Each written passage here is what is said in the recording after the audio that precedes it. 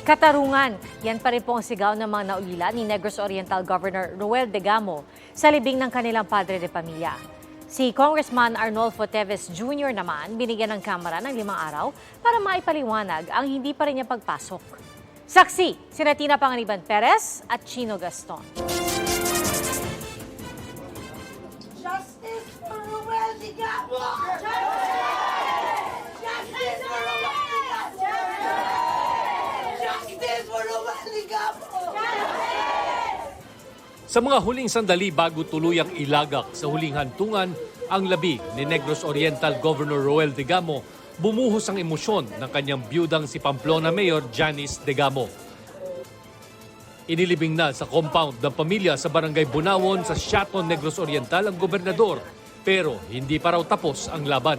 Si Congressman Arnie brags about what he can do and how he can do it. Umuwi na lang siya, magpakita siya, harapin niya yung kaso niya. Tahimik man sa ngayon ang buong Negros Oriental dahil sa dami ng mga pulis at militar na nagbabantay, hinding-hindi raw mananahimik ang pamilya Degamo at ang kanilang mga kaalyado para ipanawagan ng hustisya at isulong ang pagkulong ng mga nasa likuran ng kanyang pagpatay. Nauna nang inilibing ang isa pang namatay sa pananambang noong March 4, si Barangay Captain Florenda Kinikito ng Barangay Fatima sa Santa Catalina. Nagpunta raw sila noon sa Pamplona para pakiusapan si Governor Degamo na dagdagan ang bilang ng kanilang beneficiaries sa Tupad Project. Ito man po itong si Gobernador may gibiraan na si Kapitan, nitindog man siya o nihalo ni Gobernador ng wadi mo ito nangatumba sila. Ito ang pagkatumba, si Gobernador niya na ni Obo, naunlana niya si Juan, na sandigan niya si Gob. Nakatakda pa namang magdiwang ng Golden Wedding Anniversary ang mag-asawa sa susunod na taon.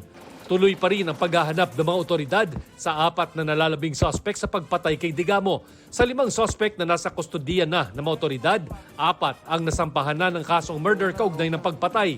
Isang suspect naman na dating miyembro ng Philippine Marines, hawak pa ng CIDG Region 7. Sa batasang pambansa, hindi pa rin pumapasok si Negros Oriental Representative Arnolfo Teves Jr. kahit di pa naman pinagbibigyan ang request nito para sa 2 buwang leave of absence. Ipinaabot na raw ito sa Ethics Committee at nasa kanila na kung papayagan ito ayon sa Secretary General ng Kamara. Base sa rules ng House Ethics Committee, may 10 araw ang isang kinasuhan para sumagot. Pero sa kaso ni Congressman Arnolfo Teves, 5 araw lang ang binigay. Kasi madali naman na, may email naman na pwede siyang sumagot. Kapag nangihingi ka ng ganong katagal na leave, kailangan meron namang justification. Ang sinight po niyo, security threats? Parang mahirap na patunayan yun, ano? Kaugnay niyan muling tiniyak kagabi ng House Speaker sa personal nilang pag-uusap ng abogado ni Teves na gagawin ng Kamara ang lahat para ligtas na makabalik si Teves.